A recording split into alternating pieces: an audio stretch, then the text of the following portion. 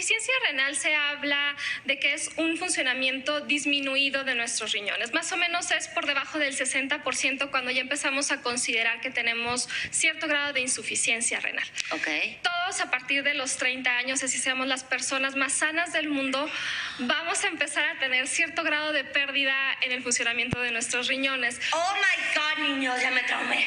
Por eso es muy importante cuidarnos, ¿no? Y sobre todo si vamos teniendo alguna otra enfermedad como diabetes, presión alta, tenemos que poner todavía más atención a ellos, ¿no? Independientemente de si tenemos alguna enfermedad o no, sí es muy valioso cuidar nuestros riñones con buenos hábitos de alimentación, de hidratación, evitando agentes que pudieran dañarnos, ¿no? Como abuso de analgésicos y demás. ¿Analgésicos, azúcares, alcoholes? Así es. ¿Alcohol sí o no? Alcohol, quizá no tanto. Ahí el alcohol lo que más pudiera perjudicar es al hígado. Más bien creo que en el caso de los riñones, cuando se pueden ver perjudicados es por la deshidratación del día después del alcohol. Claro. A ver, tú me lo vas a poder aclarar. Ay, porque me encantan los mitos que giran en torno a toma 8 vasos de agua todos los días. No, que 2 litros. No, que 3. No, que no es suficiente, como 5. Oh, ¿cuánta agua necesita el riñón?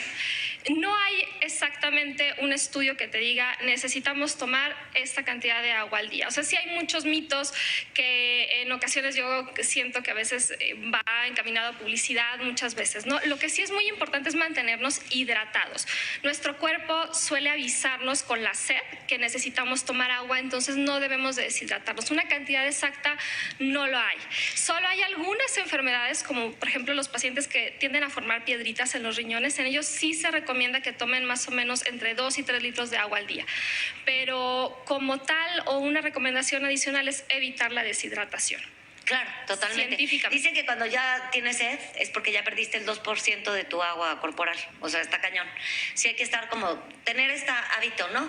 De estar tomando... No aguantarnos la sed. Exacto, no aguantarnos la sed. Es que tienes sed, vas... ¿Y la pipí? ¿Y aguantarnos la pipí? ¡Ay! Porque esa es buenísima. Y es algo muy común y tengo muchos pacientes con problemas por eso. Aguantarnos la pipí nos puede favorecer mucho desarrollar infecciones urinarias. Es muy común en las mujeres, pero también es una causa importante en los hombres, más con estos ritmos de trabajo que llevamos actualmente, ¿no?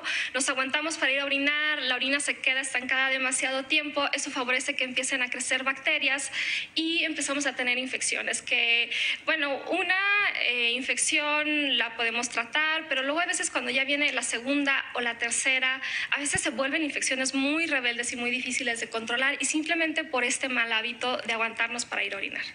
Ahí está, eso es muy importante que sepan, porque cuántas personas se aguantan hasta llegar a su casa, los niños en el colegio, por ejemplo, que dicen, ay no, llegan siempre haciéndose pipí, yo no sé cómo le hacen, pero mis hijos siempre llegan bailando, es más, ni me saludan, van directo al baño, porque se aguantan, porque les da asco el baño. Ay, no, hay que aprender a ser de aguilitas, señoras, de veras que sí. Bueno, ok, regresando al tema, insuficiencia renal. Entonces, quiero saber cuáles son los síntomas de la insuficiencia renal. Mira, Dore, generalmente en etapas muy tempranas la insuficiencia renal casi no nos va a dar síntomas. Es hasta que ya tenemos una etapa muy avanzada que vamos a empezar a tener avisos como retención de líquidos, que se nos descontrole la presión, náusea, vómito, insomnio, mucha fatiga, pero suele ser... Porque aparte son síntomas como muy generales, también puede ser bichos en el estómago, ¿no? Ajá. Exactamente. Por eso es muy importante que las personas que están propensas a un problema de riñón, como diabéticos, personas con insuficiencia renal, con hipertensión arterial, tengan una vigilancia de esta enfermedad, porque la insuficiencia renal es una enfermedad muy silenciosa que si no la detectamos con estudios de laboratorio muchas veces va a pasar desapercibida hasta que ya no hay más que hacer, ¿no? Hasta que ya el enfermo tiene un problema muy avanzado. En cambio, si lo detectamos desde etapas muy tempranas, podemos intervenir con estrategias que nos ayuden a controlar su enfermedad, a detener el avance de la insuficiencia renal o bien hacer una progresión más lenta. Esa es la importancia de detectarla tratarlo oportunamente.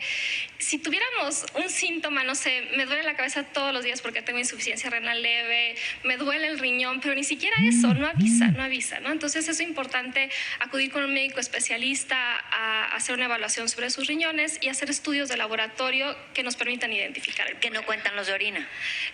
Porque el general de orina como que siempre te lo piden. Sí ayuda, pero necesitamos complementarlo con otros estudios en sangre. Hay uno muy importante que se llama creatinina, que esta nos indica el funcionamiento del riñón. Es uno de los mejores parámetros para saber el porcentaje de funcionamiento de nuestros riñones. ¿Cuál es el indicador natural de la creatinina? La creatinina es un componente de los músculos. Entonces, normalmente el riñón debería de eliminarla. A la hora de que yo empiezo a tener insuficiencia renal, no elimino suficiente creatinina y esta empieza a elevarse en la sangre. Entonces, ese es el aviso que yo puedo detectar mediante estudios de laboratorio para ver si tengo o no un problema de insuficiencia renal desde etapas muy tempranas. Pum, trancazo. Y esto se sabe rapidísimo. Con una química de 35 elementos, ahí sale la creatinina. Con una química de 4 elementos. Ahí está. Y un examen general de orina. Ese es un complemento también importante. Es bueno. Y aparte de eso, deberíamos hacerlo rutinero. También esto de la sangre y todo el menester, aunque no les guste, sí por lo menos 2 veces al año, mis amores. Porque ahora sí, las enfermedades del siglo XXI vienen como Randall, güey. ¿Han visto a Randall, el de Monsters, Inc.? Se desaparecen las paredes y luego se aparecen así, no. Hay que estar como muy vigilantes. Es una excelente comparación. ¿Viste? Sí, es una excelente comparación porque, pues sobre todo esta enfermedad, ¿no? O sea, ¿cómo lo vamos a detectar? Pues sí, haciéndote justamente los análisis de sangre. Ahora, esta deficiencia de los riñones, ¿qué provoca? Lo que provoca es que se empiecen a acumular toxinas, que normalmente el riñón debería de eliminar toxinas y también líquidos. El riñón debería de eliminar los líquidos a través de la orina y también en la orina se deberían de ir las toxinas. Entonces, a la hora de que se empiezan a acumular estas toxinas, es cuando empiezan estos síntomas que mencionaba de la náusea, y empiezan a tener desnutrición, muchos problemas con el sueño.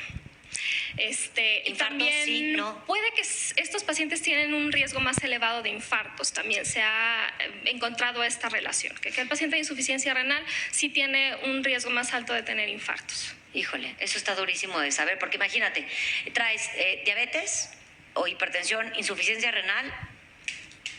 O sea, te puede dar un infarto a la edad que sea. O sea, eso sí está muy cañón. ¿Qué lesión le queda a los riñones después de la insuficiencia renal y si pueden curarse?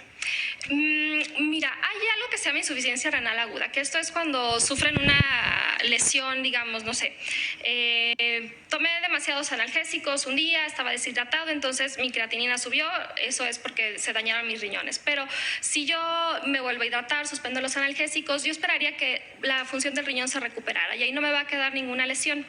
Pero en aquellos pacientes, como es el caso, por ejemplo, de la diabetes, el daño va siendo gradual y poco a poco va produciendo este grado de cicatrización y disfunción en el riñón que ya no va a ser reversible. Potencialmente en algún momento se puede estabilizar o incluso mejorar un poquito, ¿no? Pero sí llega un punto en el que ya no vamos a recuperar esa lesión que tenemos en el riñón. Ok, de acuerdo. Es que esto es importante. Ahora, cuando hay una insuficiencia renal, no sale la orina como tiene que salir. No hay un síntoma así como cuando te da con las mujeres, ¿no? Que te quedas, y bueno, los hombres también, que te quedas con ganas de hacer pipí. No, eso es. No tiene nada que ver, eso es. No, eso es muy sugestivo de infecciones de vías urinarias. Algo que pudiéramos a veces notar en la orina, bueno, uno es que estamos orinando menos y nos estamos hinchando, y otro de los datos es que a veces pueden notar espuma en la orina. Algo muy similar, como por ejemplo, hacen la comparación como la capita de cerveza, la espuma. Sí. Algo así pudiera ser, bien. ¿no? ¿El olor de la orina también será? El olor nos pudiera orientar más como a infecciones en la orina, no tanto el problema de insuficiencia renal. Nada que ver. Ay, ok, eso es importante. ¿Espuma? Espuma en la orina. ¿Color? El color, no, salvo que encontramos algo de sangre, bueno, ahí ya sería otro dato de alarma, pero generalmente así a simple vista lo que podemos encontrar puede ser los datos de la espuma, o si tenemos datos de sangrado, pues se va a ver la orina como muy rojiza, ¿no? Ya en un estudio más a profundidad, como el examen general de orina precisamente, pues ahí podemos encontrar si tenemos proteínas. La eliminación de proteínas en orina, esta nos puede hablar también de algún daño daño importante en el riñón. Chale, y eso luego aparece reseguido, ¿no? O sea, es como que... Yo sé de mucha gente que sí le ha salido proteína en la orina. Sí, una cantidad pequeña, es decir, no sé, como una cruz, ¿no? Que es lo que luego sale en estos reportes, la pudiéramos tener de una forma fisiológica, es decir, si hicimos mucho ejercicio, si tuvimos fiebre, esto puede ser una causa natural de que eliminemos una cantidad pequeña de proteína. Pero si esta proteína es constante o rebasa esa cantidad, es decir, ya tenemos más de 2 crucecitas en el examen de orina, ya sería algo que nos podría llamar la atención y nos obligaría a buscar alguna enfermedad en el riñón. Uy, qué barbaridad, ¿no? Como que sí sentí frío, o sea, sí de repente dices, híjole, valdría la pena, digo, también yo soy súper hipocondríaca, ¿no? Es así de, lo tengo, no es cierto. Pero, ¿saben qué? Es importante estar cerca de los riñones y a veces como que no les prestamos tanta atención. Estamos tan concentrados en no tener tumores en otras partes del cuerpo.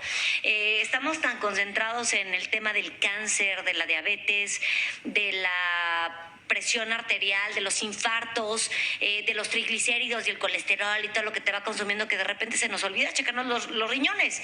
Entonces, pues nada, si tienen ustedes algún tipo de inquietud, yo les invito a que busquen a la nefróloga y médica internista Catalina Duarte. ¿Dónde te encontramos? Estoy en la colonia Polanco, en la calle de Temístocles, número 210. Ah, ya sé dónde. Y yo así, ya me ubiqué. Temístocles 210 y te podemos contactar en tu correo. Así es, claro, las preguntas que gusten las pueden extender a este correo y les responderé a la brevedad. Muchísimas gracias, te invito a regresar. Porque los riñones, hay que hablar un buen de eso, ¿no? De los mitos que hay en los cálculos renales, banda, ¿nunca les ha caído una piedra del riñón? Un tema muy importante y muy interesante también. Yo llevo 7 hijos. De veras, 7 piedras en el riñón. Y se dicen piedras, hijos, porque no son cálculos. Son unas madres que cuando salen de tu ser es peor que parir un chayote.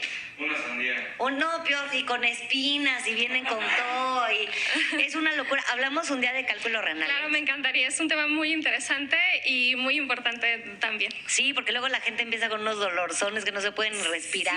Sí, y sobre todo si tienen piedritas de repetición, es muy importante estudiarlos para ofrecerles algo preventivo. Claro, totalmente. No, sí tienes que regresar, hija. Ya está, porque hay que sacar los traumas. Pues mientras tanto, ahí está la doctora Catalina Duarte, repito, nefróloga y médico internista. Y banda, nada, ni se despeguen. ¿A dónde regresamos?